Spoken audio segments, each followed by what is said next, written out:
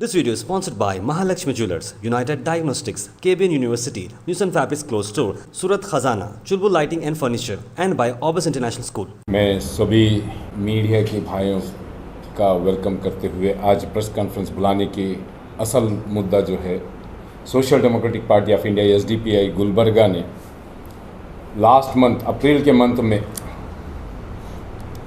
DC madam से मुलाकात करने और डीएचओ से मुलाकात करने की हमने भरपूर कोशिश की, तो मुलाकात नहीं हो पाई।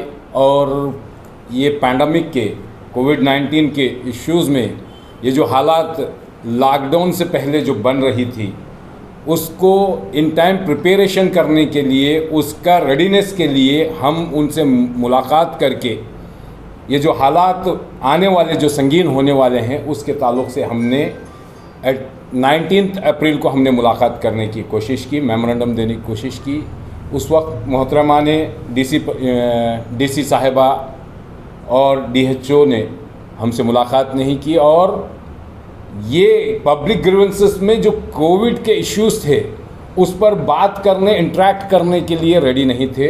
तो हमने यहाँ से निकल कर के पीआईएल को दाखिल किया हाई कोर्ट में, क्योंकि हमारे शहर के अंदर ऐसा हाहाकार का माहौल बना हुआ था जहाँ पे ऑक्सीजन सिलेंडर्स की अवेलेबिलिटी नहीं थी, बेड्स की अवेलेबिलिटी नहीं थी, इंजेक्शन्स की अवेलेबिलिटी नहीं थी। ऐसे बहुत सारे इश्यूज़ थे जिसकी वजह से शहर के अंदर एक अचानक सा हाहाकार का जैसा माहौल बन गया था। तो ये सारे मुद्दों को लेकर के हम डिस्ट्रिक्ट एडमिनिस्ट्रेशन के पास जा कर के इन सारे मसाइल पर इंटरेक्ट करके उनको कुछ सॉल्यूशन की तरफ हमें गाइड करना और उनसे कुछ नीचे ग्राउंड लेवल पर कैसा कॉन्फिडेंस बिल्डिंग के काम करना, ये सारे प्लान के साथ हमने मोहतरमा के पास गए थे। लेकिन उनका सपोर्ट ना मिलने की वजह से हमें मजबूरन जो है पीआईएल हाई कोर्ट को दाखिल करना पड़ा। और अल्हम्दुलिल्लाह ये पीआईएल आज ऑनरेबल हाई कोर्ट ने डायरेक्शंस एंड आर्डर्स दिए हैं डिस्ट्रिक्ट एडमिनिस्ट्रेशन और स्टेट को भी कि ये मुतालबात जो social democratic party of India ने किए हुए हैं वो अवाम के हक़ में हैं, और वाकई ये कोविड के पैंडमिक सिचुएशन में इसकी अशद ज़रूरत है, इसको इम्प्लीमेंट करने की ज़रूरत है। इन सारी चीज़ों को मद्देनज़र रखते हुए आज भी हम मुलाकात करने के लिए डीसी साहिबा के पास गए। हमें वहाँ पर ये सारा ऑर्डर उनको जो सुप्रीम हाई कोर्ट का जो ऑर्डर्स हैं उसको हमने जमा किए, उनको दिया, सबमिट किया, डीएचओ को सबमिट किया, आरसी साहब के यहाँ सबमिट किया। तो ये पूरा सिनारियो जो है ये कोविड को लेकर के है।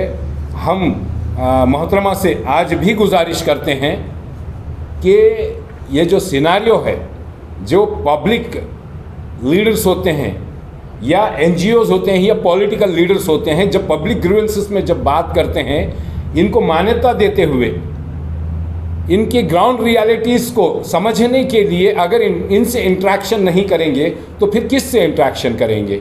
एक ऑफिशियल्स अपने लेवल में, एडमिन लेवल पर काम करती हैं, लेकिन जो पब्लिक लीडर रहता है डाउन टू अर्थ रहता है, अवाम के बीच में रहता है, अवाम के हालात से वाकिफ़ रहता है, इनकी अशद जिम्मेदारी है कि ये पब्लिक ग्रीवेंसेस में जब भी कोई पॉलिटिकल लीडर्स, पॉलिटिकल पार्टीज़ या एनजीओज़ आकर उनसे अप्रोच होती है तो उनकी रिस्पॉन्सिबिलिटी बनती है कि उनको सुने और उनके मसाइल के पर गौर व खौस करके जो है उसको हल की जानिब जाना चाहिए।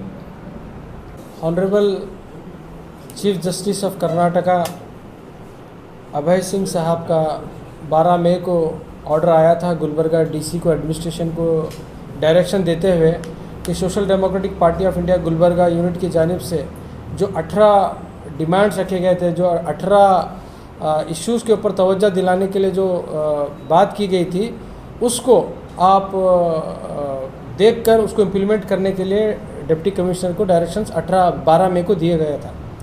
लेकिन हम देखते हैं कि उन 18 में से सिर्फ 7-8 ऐसे इश्यूज़ हैं जिसके ऊपर एडमिनिस्ट्रेशन ने काम किया है, लेकिन उसके ऊपर ऐसे अभी भी 10 से 11 इश्यूज़ ऐसे हैं जो हमने डिमांड किया है और चीफ जस्टिस ने डायरेक्शन देने के बावजूद भी अभी भी वो इम्प्लीमेंटेशन नहीं हुआ।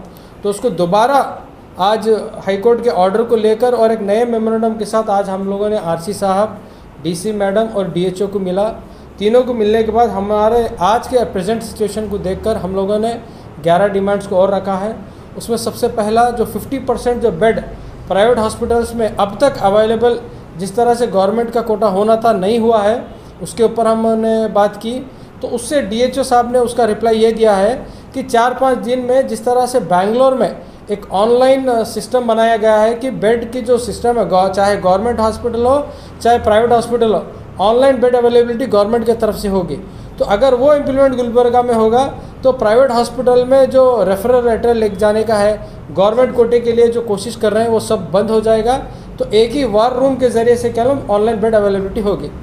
दूसरा हमारा मुतालबा ये था कि ब्लैक फंगस का जो इंजेक्शन है, जिस तरह से लास्ट टाइम रेमडेसिविर इंजेक्शन का अनअवेलेबिलिटी थी और ब्लैक मार्केटिंग हो रही थी, उसी तरह से ब्लैक फंगस का भी प्रॉब्लम चल रहा है।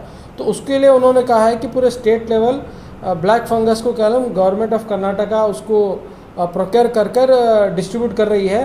फर्स्ट प्रेफरेंस उनका गवर्नमेंट हॉस्पिटल को है, उसके बाद प्राइवेट हॉस्पिटल वाले अगर उनको इंटेंट दे रहे हैं, मतलब ऑर्डर रिक्वायरमेंट दे रहे हैं, तो हम उनको दे रहे हैं। तो उन्होंने हमारे से रिक्वेस्ट किया कि आप पार्टी के थ्रू या आपके एनजीओज़ को थ्रू आप ये इन्फॉर्मेशन दीजिए कि प्राइवेट हॉस्पिटल में अगर ब्लैक फंगस के केसेस हैं तो उसको गवर्नमेंट हॉस्पिटल को शिफ्ट करें, क्योंकि ब्लैक फंगस के जो इंजेक्शंस हैं फर्स्ट प्रेफरेंस गवर्नमेंट हॉस्पिटल को मिलेगा।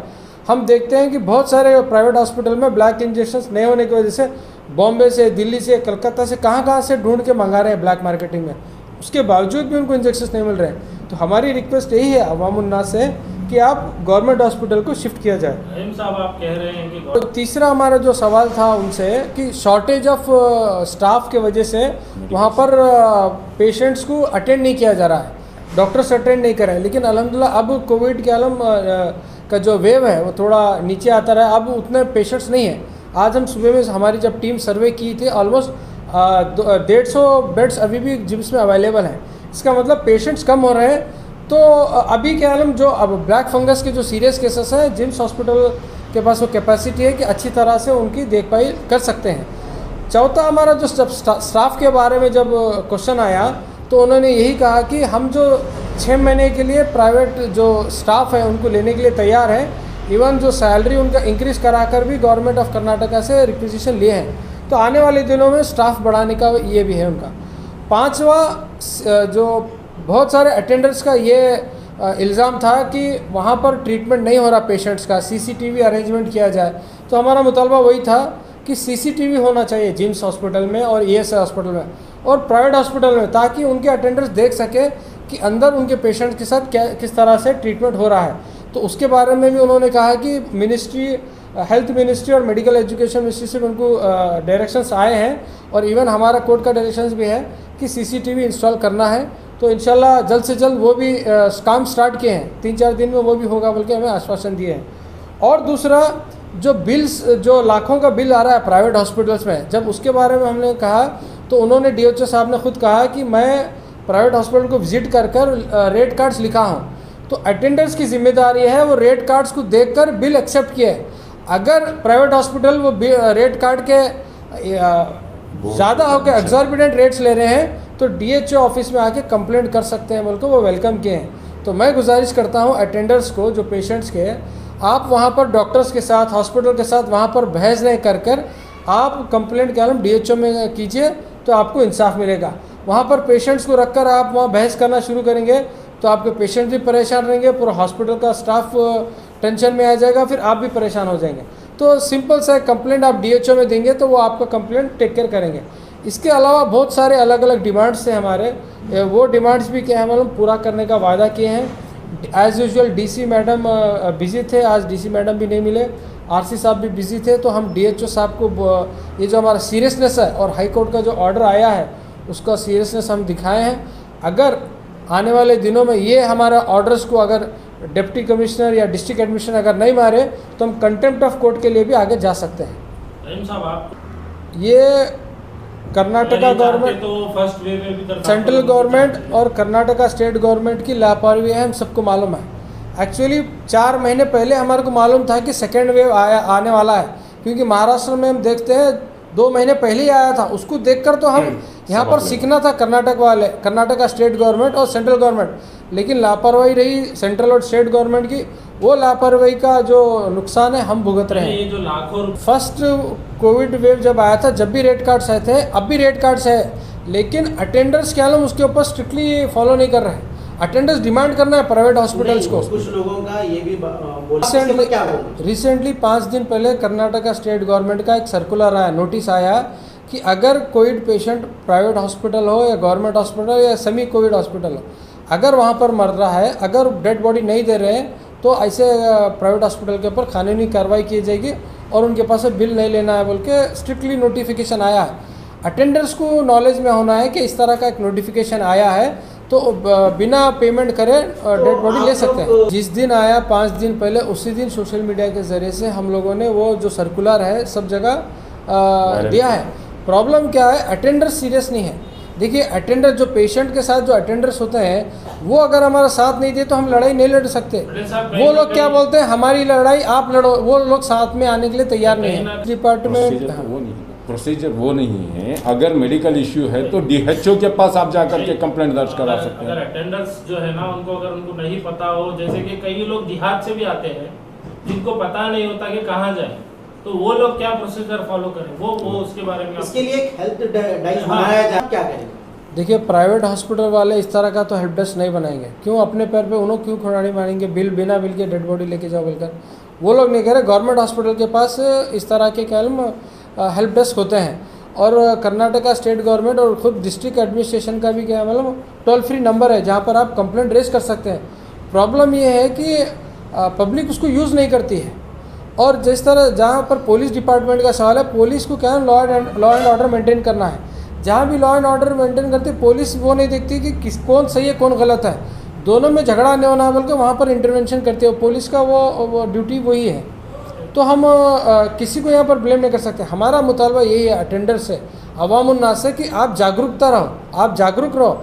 गवर्नमेंट के बहुत सारे नोटिफिकेशन आए हैं, आपके साथ बहुत सारे NGOs काम कर रहे हैं, बहुत सारे पॉलिटिकल सोशल एक्टिविस्ट हैं यहाँ पर, तो उनको राब्ता करके क्या हम ये काम कार्रवाई कर सकते हैं। ये जो ब्लैक प्रोसीजर कैसा गवर्नमेंट हॉस्पिटल आज का जो स्टेटस है, फिलहाल सिर्फ गवर्नमेंट हॉस्पिटल में ब्लैक फंगस के इंजेक्शन अवेलेबल है।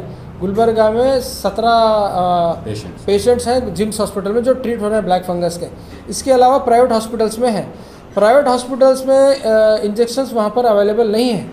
तो DHO साहब का भी यही मुतालबा था कि प्राइवेट हॉस्पिटल के जो पेशेंट्स हैं उनको जिम्स हॉस्पिटल को शिफ्ट किया जाए, ताकि एक प्रॉपर उनको इंजेक्शंस और वहाँ पर केयर मिल सके। तो मेरा भी रिक्वेस्ट अवामुन्नास से यही है कि थोड़ा भरोसा हमें करना है गवर्नमेंट के ऊपर, थोड़ा भरोसा करना है डिस्ट्रिक्ट एडमिनिस्ट्रेशन के ऊपर, और जहाँ पर अगर उनकी कोताही है तो बराबर ठहर कर क्या मुझसे सही काम लेना है, तो उसके ऊपर काम करना है। गुलबर्गा के अंदर कहीं से फ़ोन आ रहे हैं कि वैक्सीन यहाँ पर अवेलेबल नहीं है, तो आप लोगों ने वैक्सीन के ऊपर क्या क्या इम्प्लीमेंट किया है, क्या क्या आपके नॉलेज में उसमें बताइए। देखिए सभी लगभग PHC सेंटर्स जितने भी शहर के अंदर हैं या ग्राम देहात के अंदर हैं, वहाँ सभी जगह दिया जा रहा है। जहाँ तक का मुझे भी नॉलेज है, जिस एरिया से मैं भी बिलोंग करता हूँ, 2-4 एरिया से करीब से भी मैं जानकारी हासिल कर चुका हूँ, वहाँ पे अवेलेबल है। और लोग जब कॉल कर रहे हैं तो हम उन्हें तरगीब भी दे रहे हैं कि वो जा कर के वैक्सीनेट कर लें। तो ये जो नई है सो जगह वहाँ पर खड़ा होकर के अगर कुछ चीज़ बात की जाए तो वो करेक्ट हो सकती है। ये आपका सवाल जो है ये एडमिनिस्ट्रेशन से होना चाहिए, क्योंकि आपने जो जिला डिस्ट्रिक्ट एडमिनिस्ट्रेशन से मुलाकात की और DHO से मुलाकात की, क्या रिजल्ट सामने आ रहे हैं आप? देखिए लास्ट टाइम हम 19 अप्रैल को 17 डिमांड लेकर उनके पास गए थे, उसमें 7 से 8 काम किए हैं बहुत देर के बाद।